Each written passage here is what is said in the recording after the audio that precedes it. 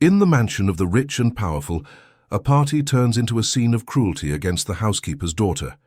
She's given a public challenge, cruelly disguised as an act of generosity. But her voice, pure and unexpected, silences the entire room and disarms the scornful stares.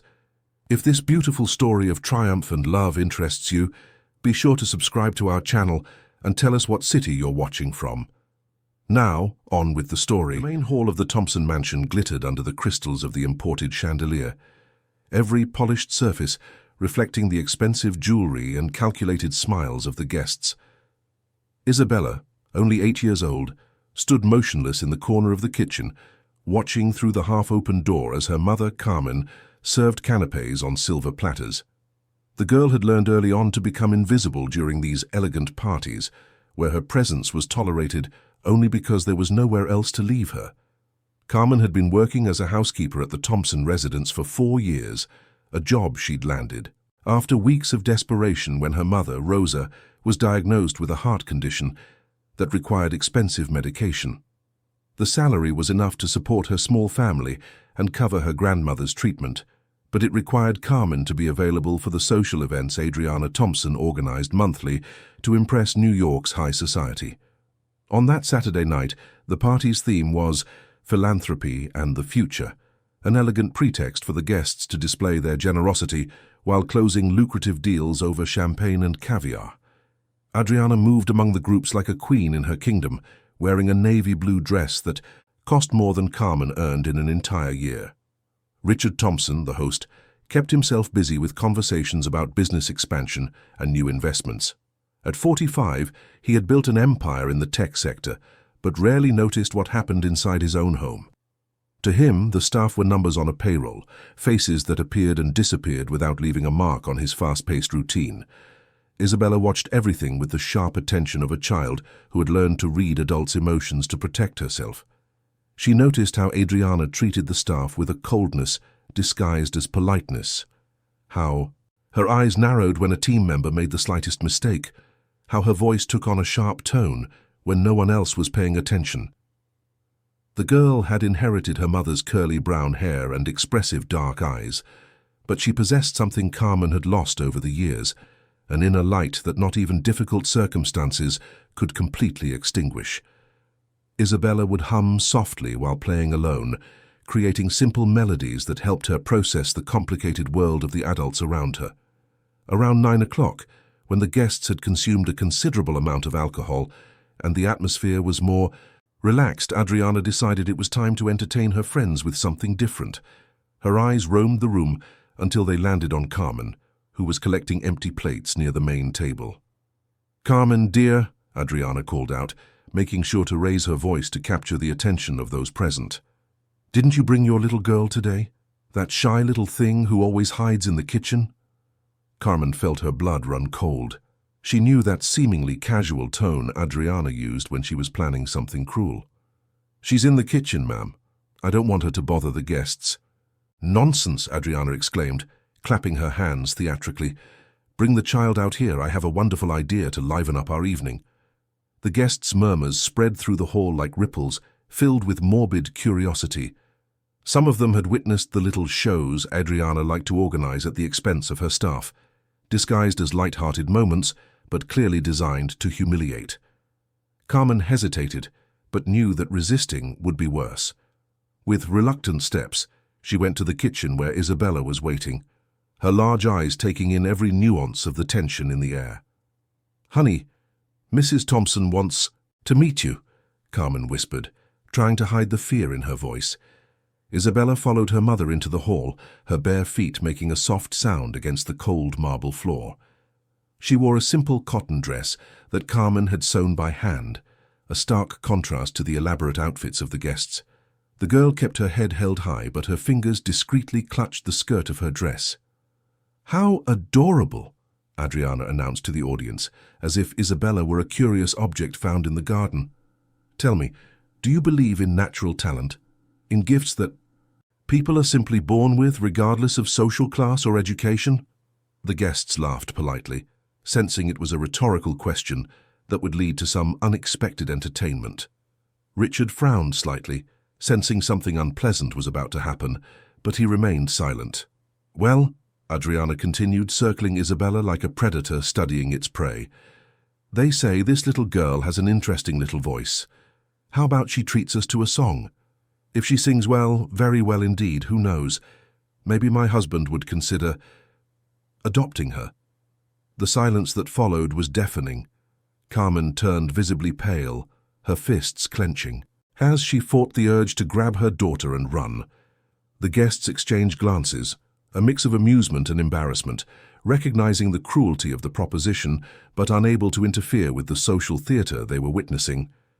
Isabella stood motionless for a long moment, her eyes scanning the expectant faces around her. She understood perfectly what was happening, even if her 8-year-old mind couldn't fully name the malice being directed at her and her mother. What she knew with the frightening clarity of children was that there was no real choice in this situation. "I accept," Isabella said, her clear voice cutting through the tense air. Carmen let out a soft sob, but Adriana smiled with cruel satisfaction, anticipating the embarrassing spectacle to come. The hall remained in a deathly silence as Isabella positioned herself in the center of the circle formed by the guests. Adriana leaned back in her velvet armchair, her lips curved into a smile of cruel anticipation. She expected to witness the embarrassment of a child trying to sing without training, without technique in front of a hostile audience that was laughing at her before she even opened her mouth. Carmen stood by the wall, her hands clasped tightly, praying silently for the moment to pass quickly. She knew her daughter better than anyone, and knew Isabella had a sweet voice, but she feared the pressure and malice of the environment would destroy any beauty she might offer. Isabella closed her eyes for a moment, searching within herself for the same tranquility she found when she sang alone in the small room she shared with her mother. When she opened them again, something had changed in her posture. She was no longer the shy, frightened girl, but a child who had found her inner strength. With no musical accompaniment, no preparation, Isabella began to sing a simple song she'd learned from her grandmother, Rosa. It was an old folk song, passed down through generations, that spoke of hope even in the darkest of times. Her voice, crystal clear and pure, filled every corner of the luxurious hall with an honesty that cut through all the pretense and social masks. The first few notes made some guests exchange surprised glances. They had expected an awkward spectacle, but what they were hearing was something entirely different. Isabella's voice carried a genuine emotion that no formal training could teach. It was raw talent, born from the experience of a child who knew both joy and suffering. Richard, who until then had been watching the scene with growing discomfort, felt something stir in his chest. It had been years since he had truly listened to music, always consuming art as a product, as a status symbol. But that simple, unpretentious voice touched something he had forgotten he possessed, the capacity to be genuinely moved. As Isabella continued to sing, the atmosphere in the hall completely transformed. The side conversations stopped, the cynical smiles faded. Some guests looked down, visibly ashamed, of the situation they had tolerated just minutes before. The music revealed the cruelty of what was happening, exposing everyone as accomplices in a planned humiliation. Adriana noticed the shift in atmosphere and felt her control of the situation slipping away. What was supposed to be a moment of entertainment at the expense of a poor child was turning into something she couldn't manipulate. Isabella's voice was not just technically impressive, it carried a dignity that shamed everyone present. When the last note faded into the air, the silence that followed was profoundly different from the one before. It wasn't cruel expectation, but involuntary reverence.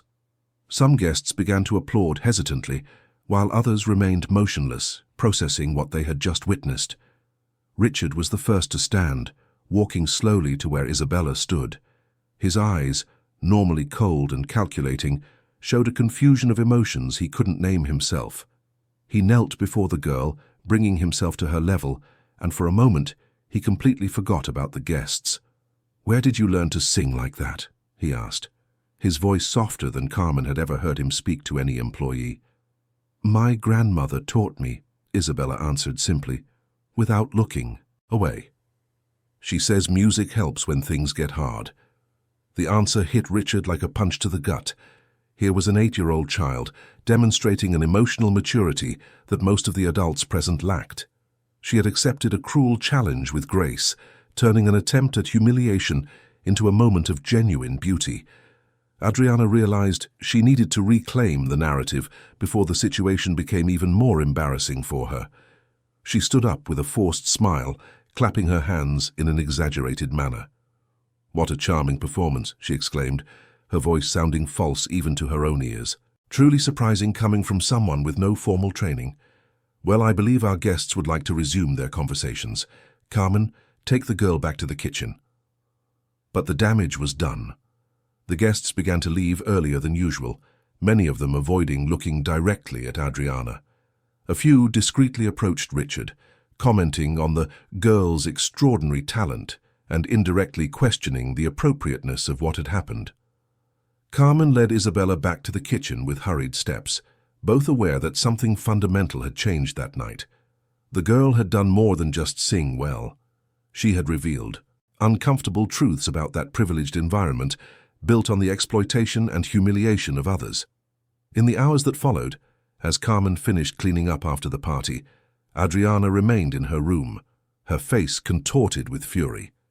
She had been humiliated in her own home, in front of people whose respect she had carefully cultivated over the years. The housekeeper's child had achieved something that she, with all her education and resources, never had, genuinely touching the people present. Richard locked himself in his office, an untouched glass of whiskey before him, his mind filled with conflicting thoughts. For years, he had ignored what went on in his house, trusting Adriana to keep everything running smoothly. But that night had opened a crack in his certainties, forcing him to question how many other cruelties he had allowed by omission. The phrase Adriana had uttered in a tone of mockery, "Who knows, maybe my husband would consider adopting her," echoed in his mind with a weight she had never intended. What had started as a cruel joke now sounded like a moral commitment he wasn't sure he was prepared to make. The next morning when Carmen arrived for work, she found the atmosphere of the house completely changed. Adriana greeted her with an icy smile that didn't reach her eyes, and her first instruction was clear and laden with a veiled threat. "I hope your daughter understands that last night was just a bit of fun. We wouldn't want her to develop unrealistic expectations about her place in this house." Carmen nodded silently, but her heart filled with a fear that went far beyond the possibility of losing her job. She recognized in Adriana's eyes the promise of a silent war that was just beginning. The following weeks brought a subtle but relentless change to the routine at the Thompson mansion. Adriana had developed a carefully calculated strategy to make life for Carmen and Isabella unbearable, always maintaining a facade of politeness that made any complaint seem unjustified. Carmen would arrive each morning to find endless lists of tasks impossible to complete in the allotted time.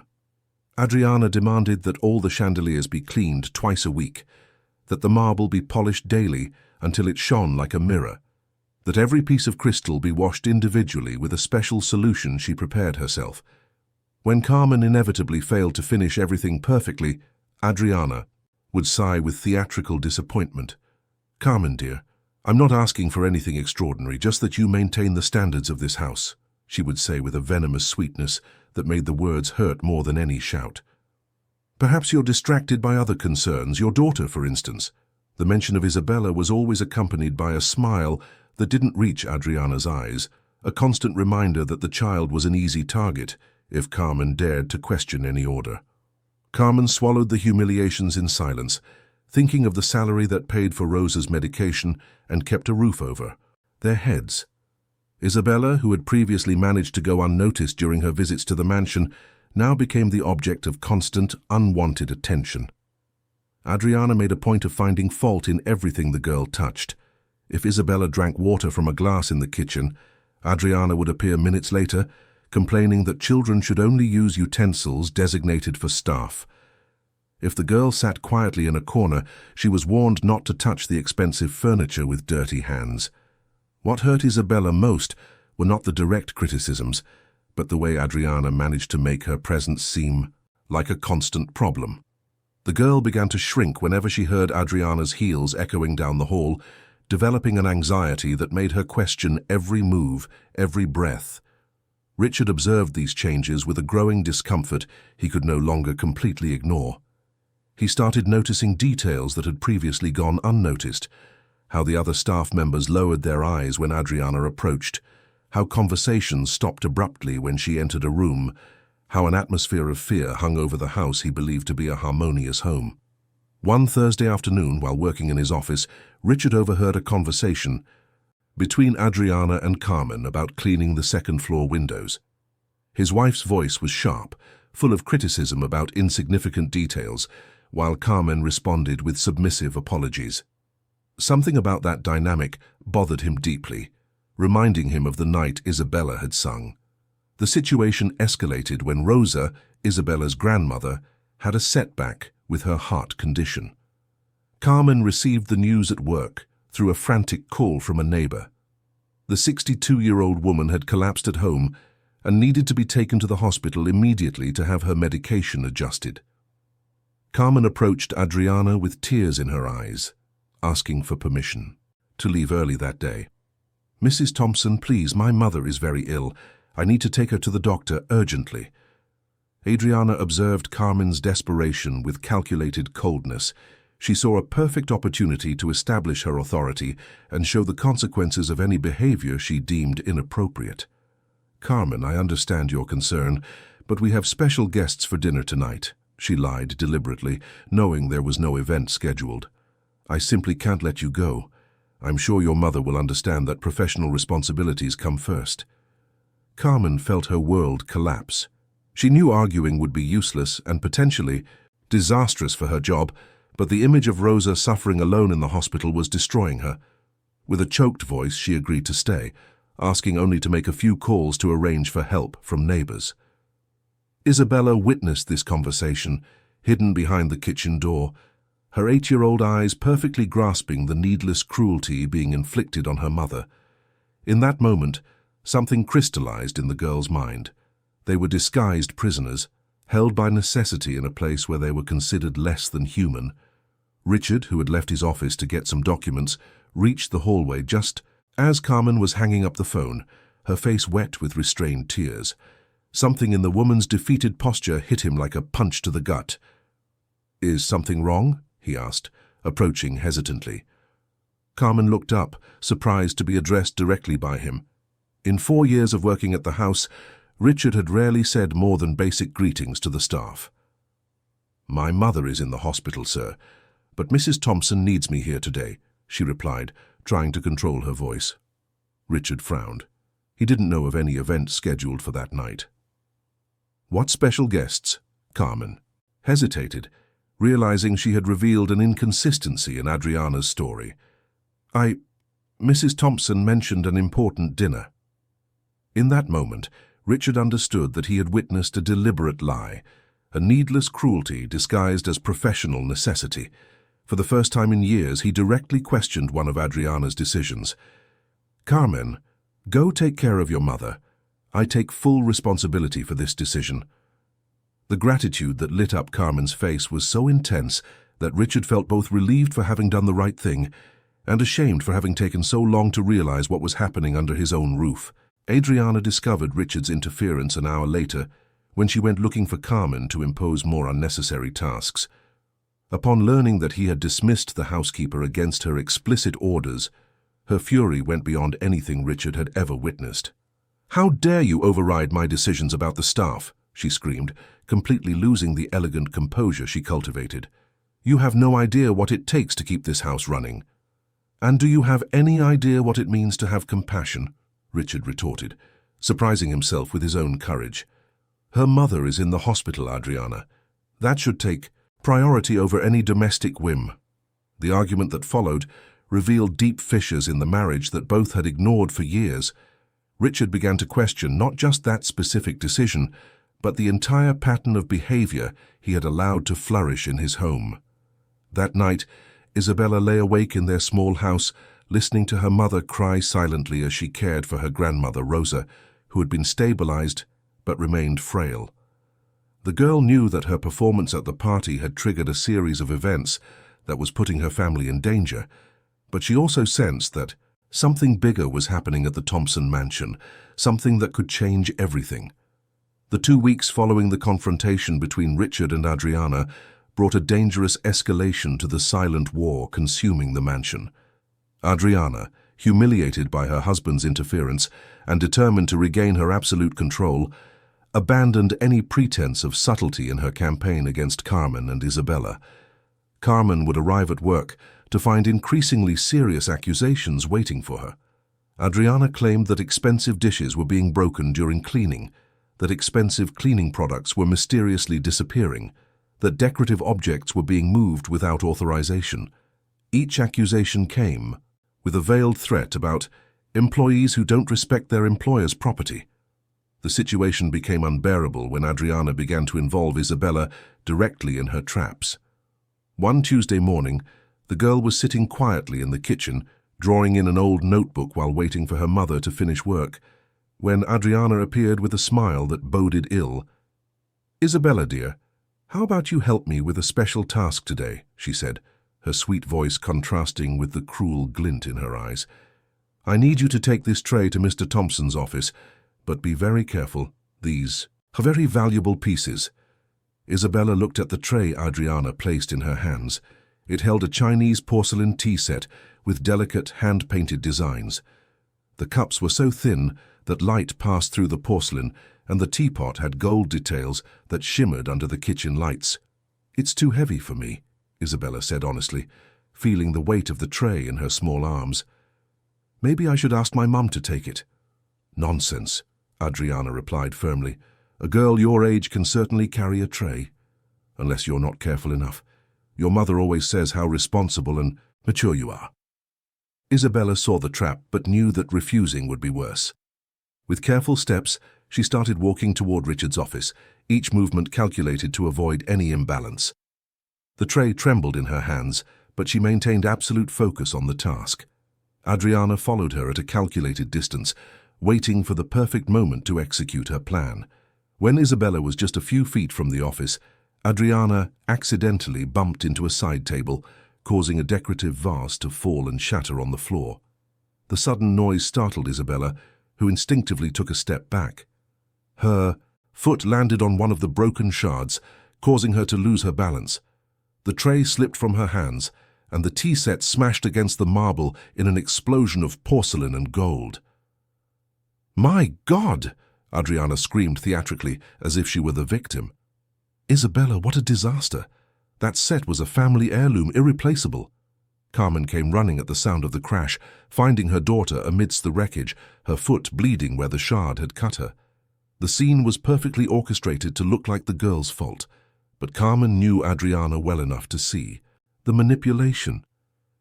"It was an accident," Carmen said, kneeling to examine Isabella's wound. "She's just a child."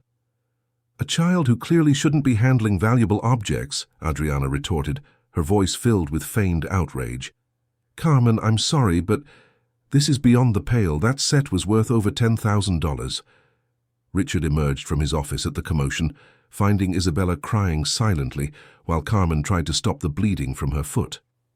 Something about the scene bothered him deeply. The position of the shards, the poorly disguised look of satisfaction on Adriana's face, the evident fear in Carmen's eyes. "What happened here?" he asked, his voice graver than usual. "Your little protégé broke my Ming tea set," Adriana replied, deliberately emphasizing the word protégé. "I only asked her to take a tray to your office, a simple task for any careful person." Richard studied the scene with renewed attention. There was something inconsistent in Adriana's version, details that didn't quite line up. Why would a child be carrying such a valuable set? Why was Adriana present at the exact moment of the accident? "Isabella," Richard said softly, kneeling to get to the girl's level, "tell me exactly what happened."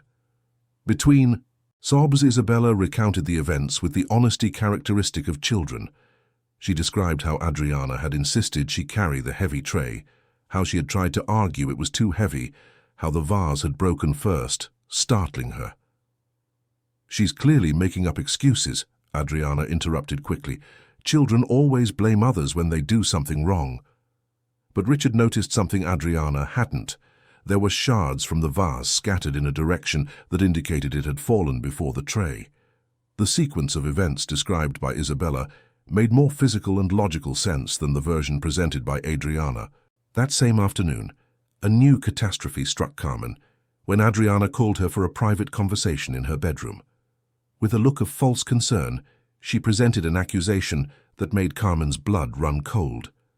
"Carmen, I'm so sorry to have to bring this up, but some valuable items have gone missing from the house," Adriana said, watching the housekeeper's every reaction. "My diamond bracelet, which was always on the nightstand, has simply vanished. In addition, some smaller pieces of jewelry are also not in their usual places." Carmen turned completely pale.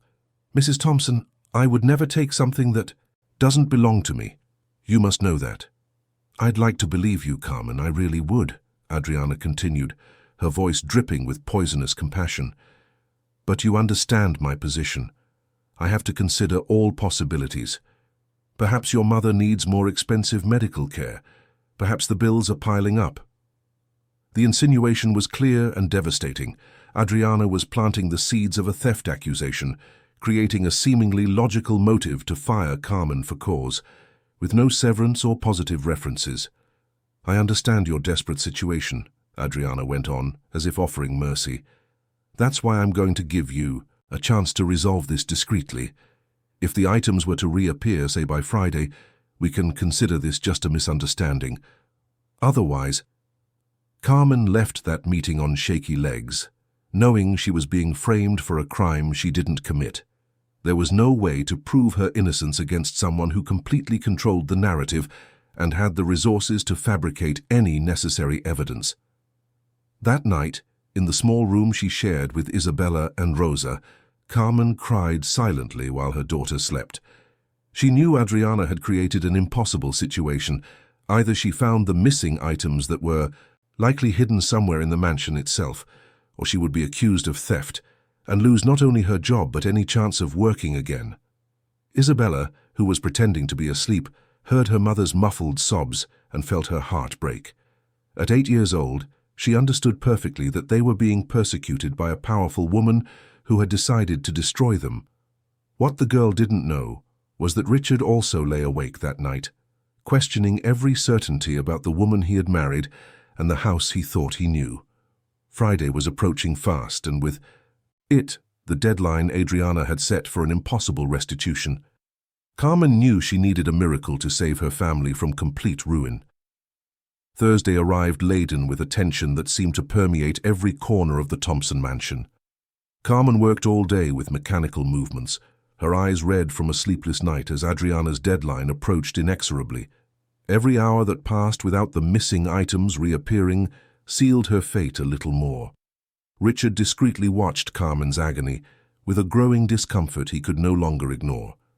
For years, he had completely delegated household management to Adriana, blindly trusting her ability to keep everything running perfectly.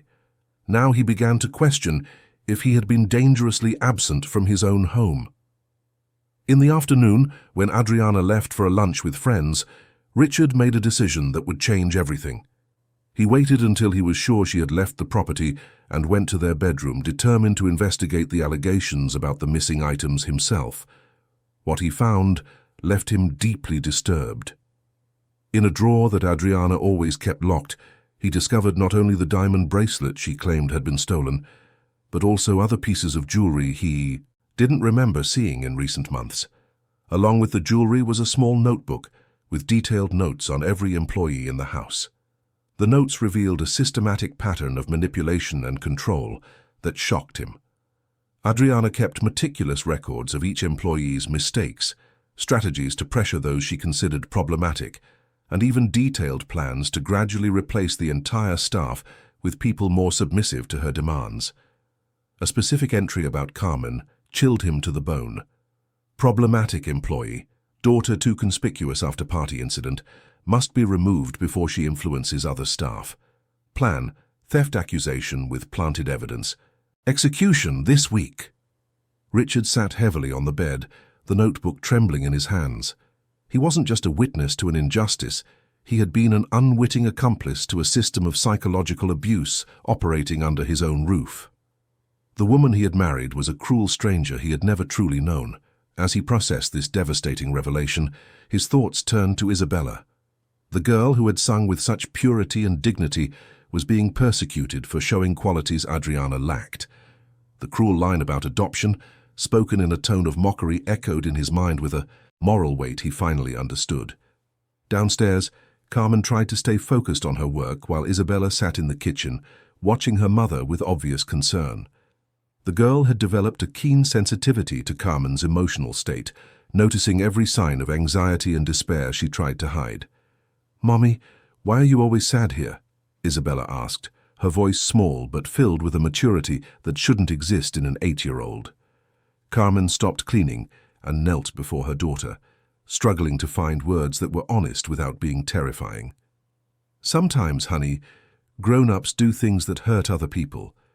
But we're going to be okay no matter what happens." "Is it because of that night I sang?" Isabella insisted, her large eyes reflecting a guilt that broke Carmen's heart. "Was it my fault?" "Don't you ever say that," Carmen replied firmly, hugging her daughter tightly. "You were perfect that night. You showed that our family has dignity, and that scared people who don't know what it means to be dignified." At that moment, Richard appeared at the kitchen door, holding Adriana's notebook. His expression was a mixture of anger, shame, and determination that Carmen had never seen before. "Carmen, I need to speak with you," he said, his voice grave but without its usual coldness. "And you too, Isabella. You both deserve to know the truth." Carmen stood up slowly, her heart racing, expecting the humiliating dismissal that Adriana had so carefully orchestrated was finally at hand. "First, I want you to know that I found the items my wife claimed were stolen," Richard began, showing them the diamond bracelet. "They were hidden in her room, along with evidence that this whole accusation was planned to harm you." Carmen felt her legs grow weak. "Mr. Thompson, I know," he interrupted gently. "And I apologize for not realizing sooner what was happening in this house. I've read detailed records of her plans against you and other employees. This is unacceptable, and it ends today." Isabella watched the conversation with full attention, trying to understand the implications of what was being said. Her mother wasn't a thief, after all. The truth was coming out, but the girl knew instinctively that this would create new, even bigger problems. "What does this mean for us?" Carmen asked, barely daring to hope for anything positive. Richard hesitated, realizing his answer would change not only their lives but his own as well. "It means you will never have to be afraid in this house again. It means I will confront my wife about her behavior and make the necessary decisions to correct it." "And what if she doesn't accept the changes?" Carmen questioned, knowing Adriana's vengeful personality all too well. "Then there will be consequences she will have to face," Richard answered, with a firmness that surprised even himself, "including fundamental changes to our marital situation." At that moment, the sound of the front door opening echoed through the house, announcing Adriana's return. Richard tensed, knowing the confrontation he had avoided for years was finally inevitable. "Stay here," Richard instructed Carmen and Isabella. "No matter what you hear, don't leave the kitchen until I come back." Carmen nodded, pulling Isabella close as she watched Richard head off to meet Adriana. The girl could feel the tension in the air like a gathering storm, knowing that the next few minutes would determine whether her family would finally find peace or be dragged into an even more destructive conflict. Richard's footsteps echoed down the hall toward the entryway, where Adriana was casually removing her leather gloves, completely, unaware of the discovery that awaited her. Carmen closed her eyes, praying silently that the truth would be strong enough to protect them from what was to come. Outside, dark clouds were gathering in the sky, heralding a storm that would arrive along with the final confrontation between Richard and Adriana. In the silent kitchen, a mother and daughter waited, united by love and the hope that justice would finally prevail over the calculated cruelty that had dominated their lives. The sound of raised voices began to reach them, indistinct but clearly filled with conflict. Isabella squeezed her mother's hand, bracing herself to find out if this would be the night their lives changed forever. The explosion of voices in the main hall of the mansion reached a volume that made Carmen and Isabella shrink back in the kitchen. Richard confronted Adriana with the notebook in one hand and the stolen bracelet in the other, his voice filled with a rage that had been building for years of willful ignorance. "Explain this to me, Adriana," he demanded, throwing the items onto the marble table. "Explain how a stolen bracelet was hidden in your own drawer, along with a journal detailing your plans to destroy innocent employees." Adriana remained silent for a few seconds, quickly calculating which strategy would be most effective. Her first reaction was indignant denial, accompanied by perfectly timed tears. "Richard, how could you accuse me of something so horrible?" she sobbed, bringing her hands to her face. "Someone must have planted those things in my room to frame me, probably Carmen herself, trying to get out of trouble."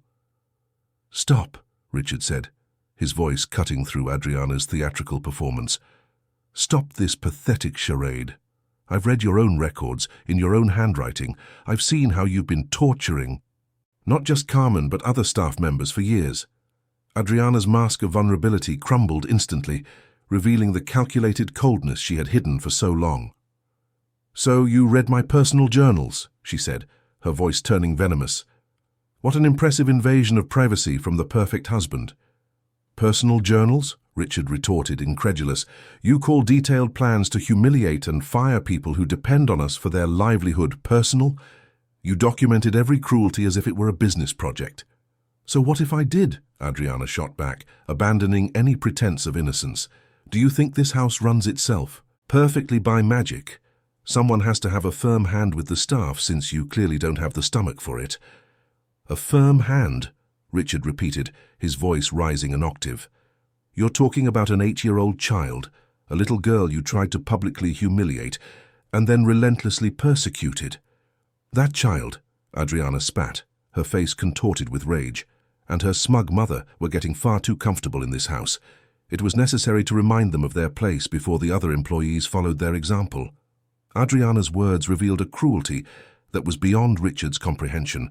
He realized he wasn't arguing with the woman he thought he knew, but with a stranger who had hidden her true nature for all the years of their marriage. "You know what disgusts me the most," Richard continued, feeling a painful clarity about his own complicity. "It's that I allowed this. I was so busy building my empire that I let you turn our home into your personal hunting ground." "Finally, you admit it," Adriana replied with a cruel smile. "You never cared what happened here, as long as you could come home to a perfectly organized house. Don't pretend you've developed a moral conscience overnight." The accusation hit Richard like a slap because it contained a truth he couldn't deny. For years, he had chosen to ignore the signs, satisfied with the superficial efficiency Adriana maintained through methods he had never questioned. "You're right about my omission," Richard admitted, his voice lower but still firm. "But that ends today. There will be no more persecution, no more humiliation. Carmen and Isabella will stay in this house for as long as they wish, with my full respect and protection." "How romantic," Adriana sneered. "The knight in shining armor, defending the damsel in distress and her talented little girl. Are you falling for them, Richard? Is that what this is?" The malicious insinuation was the last straw. Richard felt something definitively break inside him, a bond that had held together a sham marriage based on convenience and appearances. "This isn't about falling for anyone," he said, his voice taking on a finality that startled even Adriana. "It's about basic human decency, something you clearly lost a long time ago." "So what do you propose to do?" Adriana challenged, placing her hands on her hips. "Are you going to kick me out of my own house for defending our interests?" "This is not your house," Richard replied coldly. "It's in my name, it was bought with my money, and from now on, it will be run according to my values. If you can't accept that, you'll have to find somewhere else to live." The shock on Adriana's face was genuine. In all their years of marriage, Richard had never directly confronted her domestic authority. She had counted on his passivity and disinterest to build her little empire of cruelty. "You can't be serious," she said, her voice losing its confidence for the first time. "You're going to choose employees over your own wife." "I'm choosing decent people over someone who has become indecent," Richard corrected. "If you want to try to recover some humanity, we can talk about fundamental changes in your behavior. Otherwise, our conversation about the future of this marriage will be very different." In the kitchen, Carmen and Isabella heard every word through the thin walls, their emotions swinging between hope and terror. Carmen knew that even if Richard prevailed in this confrontation, the consequences could be catastrophic for her family. Adriana was not the type of person to accept defeat with dignity. As if reading Carmen's thoughts, Adriana changed tactics. Her voice took on an icy, threatening tone that made Richard instinctively recoil. "If you really want to play this game," she said slowly, "then let's play by the real rules. You think you can throw me out like some common maid?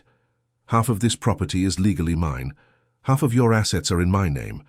And I know a few secrets about your business practices that certain authorities might find very interesting." Richard's blood ran cold. Adriana was right about the legalities and her threat about his business. Practices touched on areas he preferred not to explore publicly. She had been preparing for this possibility for years, accumulating legal protections and compromising information. "I see," Richard said finally, realizing he had completely underestimated the depth of Adriana's planning. "So we're at war, not in a discussion." "We've always been at war," Adriana replied with a victorious smile. "You were just too naive to notice. And now that you've finally woken up, you've discovered it's too late to change the rules." At that moment, they both heard a noise from the kitchen. Isabella had accidentally knocked over a cup while trying to get closer to the door to hear better. The sound revealed that Carmen and the girl were present and listening to everything. Adriana smiled with renewed cruelty. "How convenient," she said, walking toward the kitchen. "Our special guests can hear firsthand what their future in this house will be." Richard tried to stop Adriana, but she had already thrown open the kitchen door, finding Carmen and Isabella huddled by the counter, their faces pale with fear. "Well, well," Adriana said, her voice dripping with venom. "What a touching scene. Mother and daughter eavesdropping on their employers' private lives. That gives me additional grounds to fire you both immediately." The silence that followed Adriana's venomous words was thick with a tension that seemed to suck the air out of the kitchen. Carmen instinctively pulled Isabella behind her, as if she could shield her daughter from the storm about to break over them. "Adriana, stop it," Richard ordered, trying to regain control of a situation that was rapidly slipping from his grasp. "They've done nothing wrong." "Done nothing wrong?" Adriana laughed, a humorless sound that made Isabella flinch. "They were spying on our private conversation, listening to family secrets that are none of their business. That's grounds for immediate termination." Carmen tried to speak, but Adriana raised a hand in an imperious gesture. "I don't want to hear your pathetic excuses," she said, her voice taking on a tone of absolute authority. "I've tolerated your presence here for far too long. You have exactly 1 hour to collect your things and get off my property." "This is not your decision," Richard protested, but there was a hesitation in his voice that Adriana immediately seized upon. "Isn't it?" she retorted, turning to face him with a cruel smile. "Do you really want to test my resolve, Richard? Do you want to find out just how far I'm willing to go to protect my interests?" The implied threat in Adriana's words made Richard hesitate. He knew she possessed information that could destroy not only their marriage, but his entire business career. Years of minor legal transgressions, questionable deals, and shady political favors were documented in files Adriana had meticulously compiled. Carmen saw Richard's hesitation and felt her last thread of hope unravel. "Mr. Thompson," she said, her voice trembling but dignified, "she's right. We shouldn't have been listening. We'll leave right now." "No," Richard replied, but his voice sounded weak even to his own ears. "Carmen, you don't have to." "Yes, she does," Adriana interrupted triumphantly. "And if you try to leave here spreading lies about me or this house, you'll find I can be very creative when it comes to protecting my reputation." Isabella watched the scene with wide eyes, trying to understand how the world of adults could be so cruel and complicated. She saw the fear in her mother's eyes, the shame on Richard's face, and Adriana's malevolent satisfaction. Something inside her rebelled against the blatant injustice of the situation. "You're a mean person," Isabella said suddenly, her clear voice cutting through the tension like a sharp blade. "You hurt people because you can, not because you have to." The silence that followed was deafening. Adriana was momentarily speechless in the face of the simple yet devastating accusation from an 8-year-old child. Carmen went pale, knowing Isabella's brave words would only make their situation worse. "What did you say to me?" Adriana asked, her voice low and dangerous. "Isabella, please," Carmen murmured, trying to quiet her daughter before she made things even worse. But Isabella was not intimidated. "I said you're mean," she repeated, holding her gaze steady on Adriana's eyes. "My mom works so hard to take care of Grandma Rosa, and you make up lies about her because you don't like it when other people are good and you're not." The raw truth spoken by a child hit Adriana harder than any accusation Richard could have made. It was impossible to argue with Isabella's brutal honesty, impossible to manipulate or twist her simple words. "Your daughter needs to learn some respect," Adriana said to Carmen, her voice trembling with restrained anger. "But fortunately that won't be my problem for much longer." Carmen knelt before Isabella, holding the girl's face in her hands. "Honey, you were very brave, but now we have to go. Go get our things while I finish up here."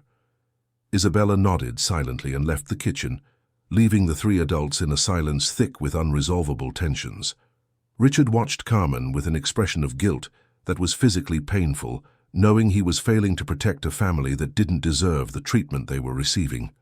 "Carmen," he began hesitantly, I'm so sorry it's come to this."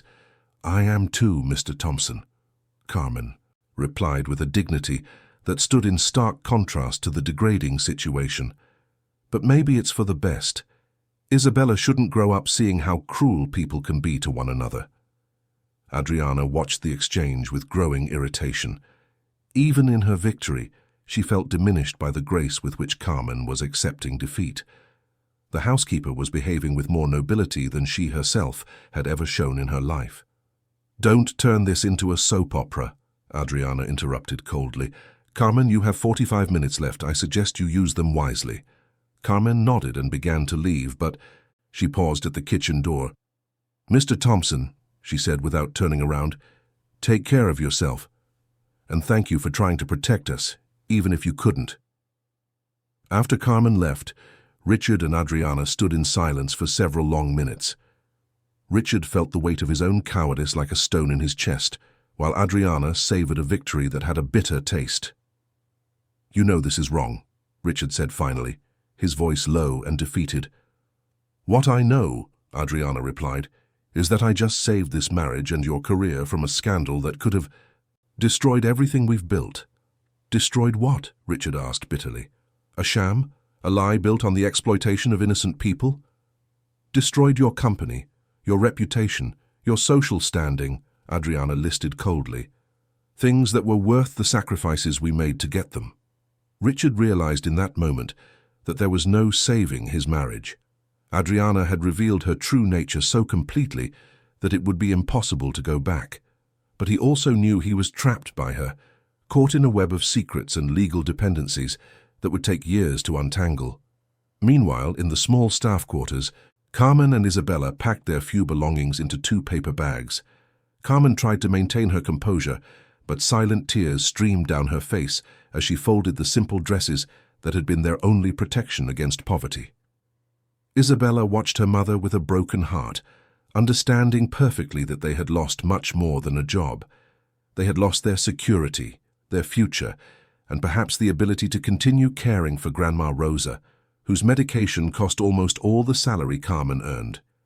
"Mummy," Isabella whispered, "where are we going to go now?"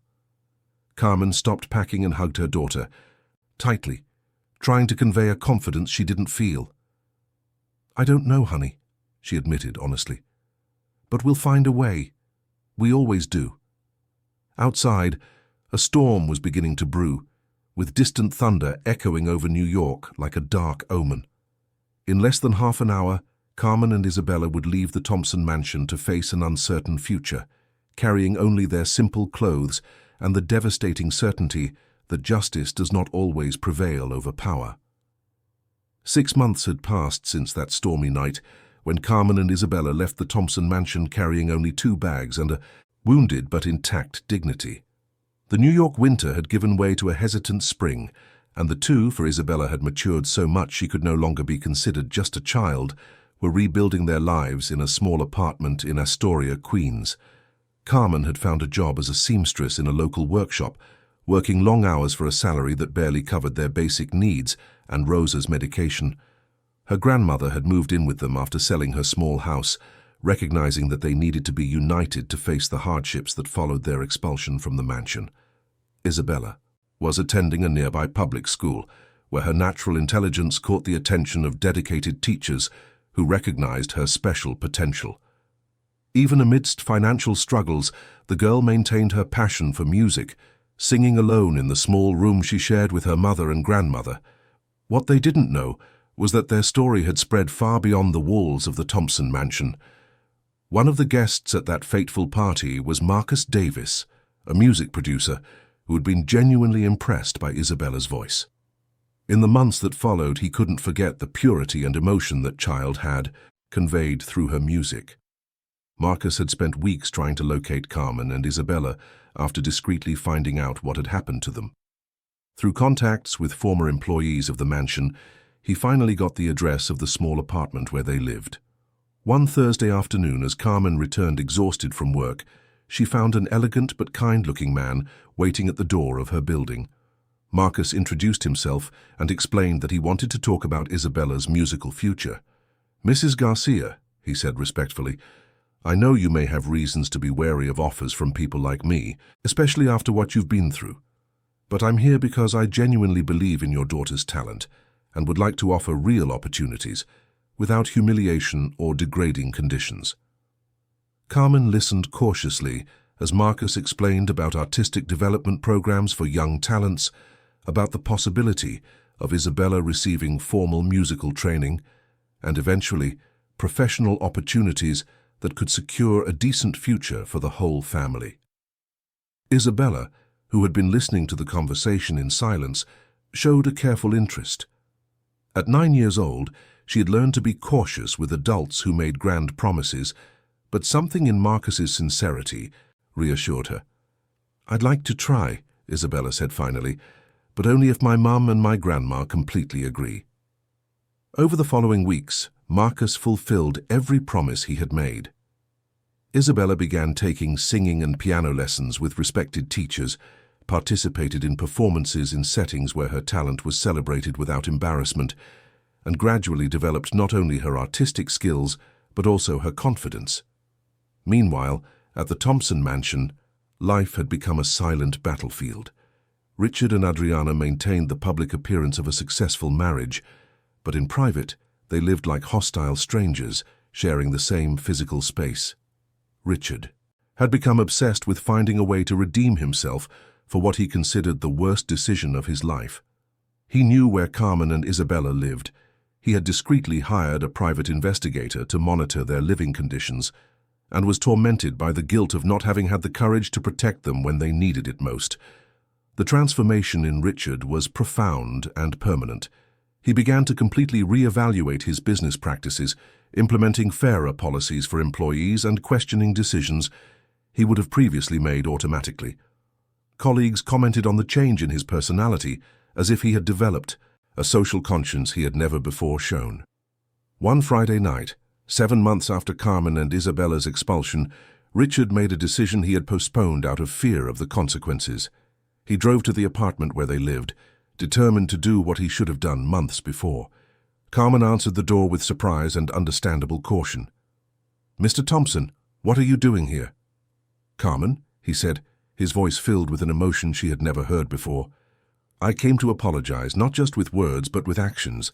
I came to take on responsibilities I should have taken on a long time ago." Isabella appeared behind her mother, watching Richard with curiosity.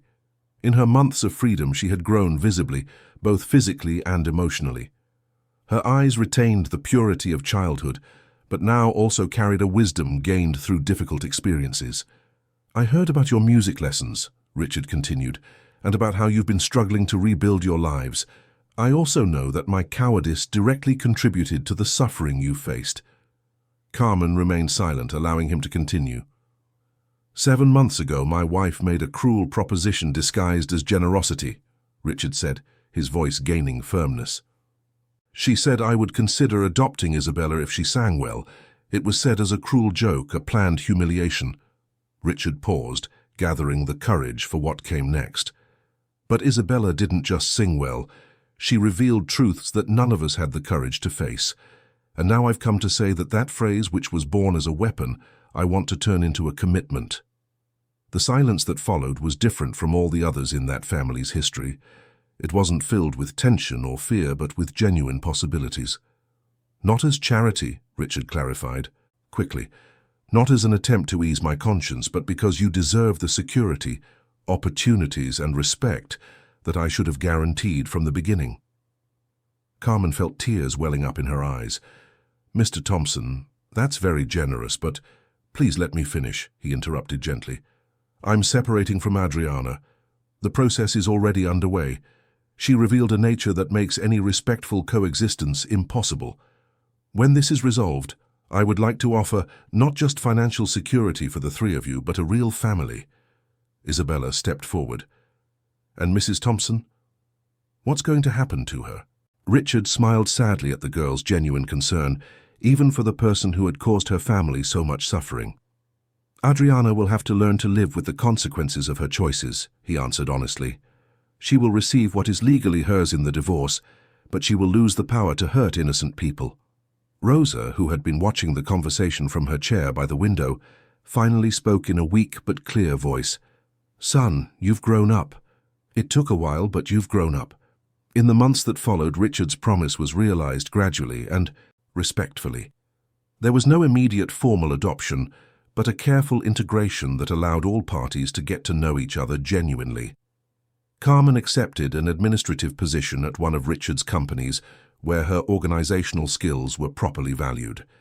Isabella continued to develop her musical talent, but now in an environment where she was celebrated for her human qualities as much as for her artistic abilities. She grew into a confident young woman who used her voice not only to sing but to advocate for other children, facing difficult situations. The Thompson mansion was sold. Adriana moved into a smaller apartment where she had to learn to take care of herself for the first time in her adult life. The process was transformative in a way none of them had anticipated. She was forced to develop skills and empathy she had neglected for decades. One Sunday afternoon, almost a year after that fateful party, Richard, Carmen, Isabella, and Rosa were gathered in the garden of a new, welcoming house they had chosen together. Isabella sang as they prepared a family lunch, her voice filling the space with the same purity that had changed all their lives. The phrase that had begun as a humiliation had transformed into genuine love. The child who had been put to the test had revealed that dignity is not negotiated, only recognized. And a family born from pain had finally found a happiness built on the solid foundations of mutual respect and true love.